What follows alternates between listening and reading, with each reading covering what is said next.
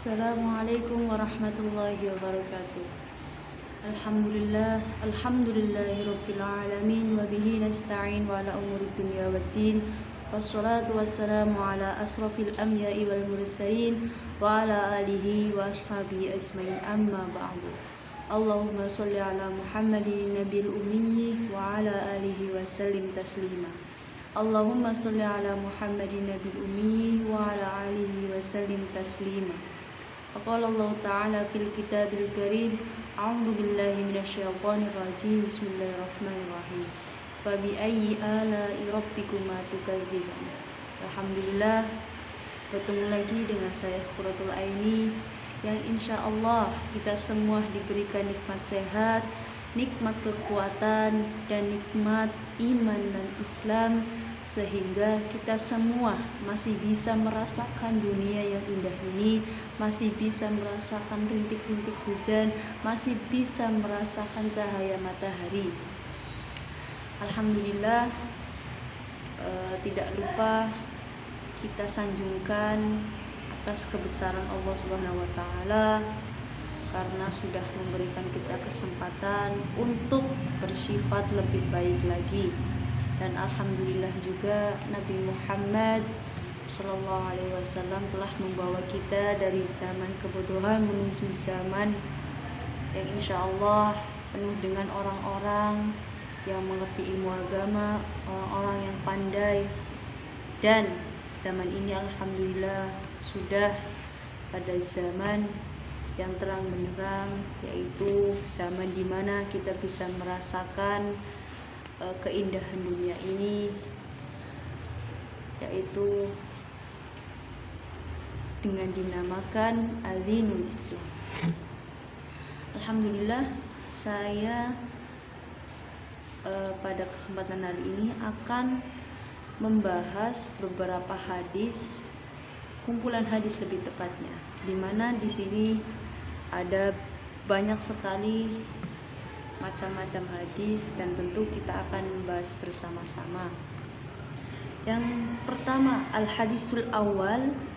Al-hadisul awal, saya akan membahas mengenai menuntut ilmu, kewajiban menuntut ilmu bagi setiap muslim.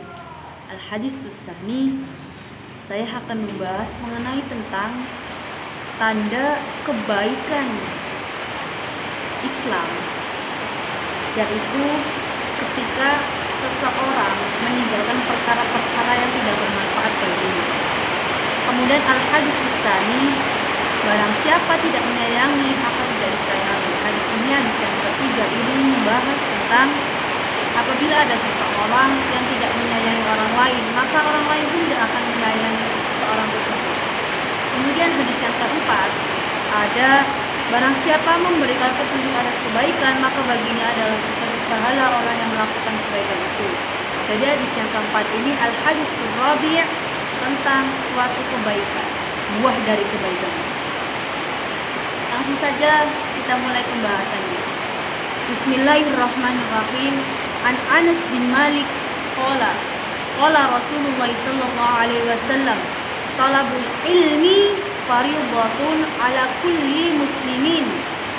Yang artinya dari Anas bin Malik, Rasulullah sallallahu alaihi wasallam bersabda bahwa menuntut ilmu itu hukumnya wajib atas setiap muslim. Hadis ini diterangkan oleh hadis riwayat Ibnu Majah. Jadi pada hadis ini, al-hadisul awal ini membahas tentang kewajiban menuntut ilmu bagi seorang muslim. Jadi kita sebagai muslim harus benar-benar menuntut ilmu sebanyak-banyaknya. Entah itu anak kecil, entah itu orang tua. Karena menuntut ilmu itu sampai kapanpun harus kita pelajari. Kemudian yang kedua, an Abi Hurairah qala Rasulullah sallallahu alaihi wasallam, min husnil Islam al-mar'i tarku ma la ya'nihi. Yang artinya dari Abu Hurairah, Rasulullah sallallahu alaihi wasallam bersabda, di antara tanda kebaikan Islam seseorang adalah meninggalkan perkara-perkara yang tidak bermanfaat baginya. Hadis riwayat Tirmidzi. Jadi al-hadis tsani ini menjelaskan tentang apabila seseorang itu meninggalkan perkara-perkara yang tidak bermanfaat baginya, maka hidupnya pasti akan tenang. Karena meninggalkan perkara-perkara yang tidak bermanfaat itu salah satu tanda kebaikan. Jadi kebaikan itu tidak hanya kita memberi makan kepada orang lain, kita memberi uang kepada teman kita, kita memberikan makanan kepada tetangga kita, kepada saudara kita, tetapi tanda kebaikan bagi seorang muslim itu yaitu salah satunya meninggalkan suatu perkara yang tidak bermanfaat. Contohnya apa? Contohnya banyak sekali. Kita pasti seringlah melakukan suatu kegiatan yang tidak bermanfaat bagi kita. Nah, mulai dari itu kita sedikit-sedikit meninggalkan perkara-perkara yang tidak bermanfaat itu, karena itu adalah salah satu tanda kebaikan yang mudah bagi seorang muslim. Kemudian al-hadis tsani an Abi Hurairah radhiyallahu anhu qala Rasulullah sallallahu alaihi wasallam man la yarhamu la yurhamu man la yarhamu la yurhamu, yang artinya dari Abu Hurairah radhiyallahu an, Rasulullah sallallahu alaihi wasallam bersabda, barang siapa tidak menyayangi maka tidak disayangi. Man la yarhamu la yurhamu. Hadis riwayat Al-Bukhari. Jadi pada al-hadis salis ini dijelaskan bahwa apabila ada seseorang yang tidak menyayangi saudaranya, yang tidak menyayangi temannya, yang tidak menyayangi keluarganya, yang tidak menyayangi kerabatnya, sahabatnya, maka orang tersebut tidak akan dapat kasih sayangnya kembali. Orang tersebut tidak akan mendapatkan bagaimana sih rasanya disayangi, karena seseorang tersebut tidak menyayanginya. Semisal saya mempunyai saudara, kemudian yang saya lakukan terhadap saudara saya hanyalah benci, dengki, selalu iri, selalu berprasangka buruk terhadap keluarga saya, terhadap adik saya. Kemudian saya tidak ada sedikit pun rasa sayang kepada adik saya, maka adik saya pun akan melakukan hal yang sama terhadap saya, karena saya tidak menunjukkan rasa sayangnya kepada adik saya.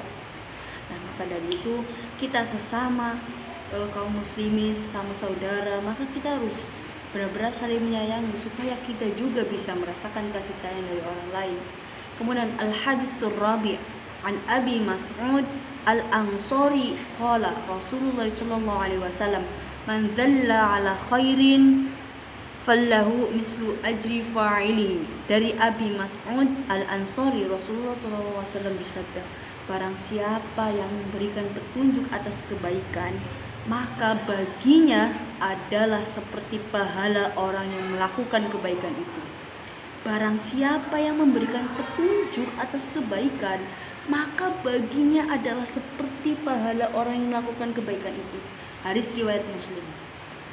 Jadi apabila ada teman kamu yang ingin masuk ke pesantren, kemudian kamu alumni dari pesantren tersebut, kamu menyampaikan kepada temanmu, si A, saya alumni dari pesantren ini dan saya rekomendasikan kamu untuk masuk ke pesantren yang pernah saya tinggal di situ. Nah, itu suatu kebaikan, itu suatu petunjuk kebaikan. Maka orang yang memberikan petunjuk tadi kepada orang yang ingin masuk ke pesantren, maka pahalanya pun sama dengan orang yang sudah ada niatan untuk masuk. Dan apabila orang yang diberikan rekomendasi kemudian dia benar-benar meluruskan niatnya, kemudian dia kerasan di pondok, maka pahalanya pun sama. Ibarat kita mempunyai ilmu, kemudian kita mengamalkan ilmu kita kepada orang lain, maka ilmu tersebut akan terus-terusan mengalir tanpa henti. karena kita memberikan suatu ilmu, suatu amalan berupa ilmu, dan orang lain diberikan ilmu oleh kita kembali mengamalkannya, jadi akan terus menerus mengalir, sama seperti petunjuk kebaikan. Ada lagi temanmu yang ingin mensodakohkan hartanya kepada fakir miskin, kemudian kamu juga ikut memberi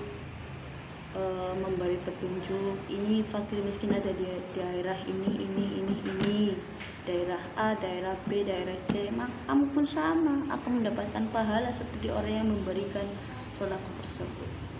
Akhirul kalam, saya kira cukup sampai di sini pembahasan mengenai kumpulan-kumpulan hadis dari al-hadisul awal sampai al-hadisul rabi'.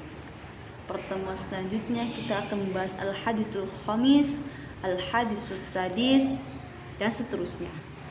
Semoga kita semua terus dalam lindungan Allah Subhanahu wa taala sehingga kita masih dapat bertemu. Wallahul muwaffiq ila aqwamit thoriq.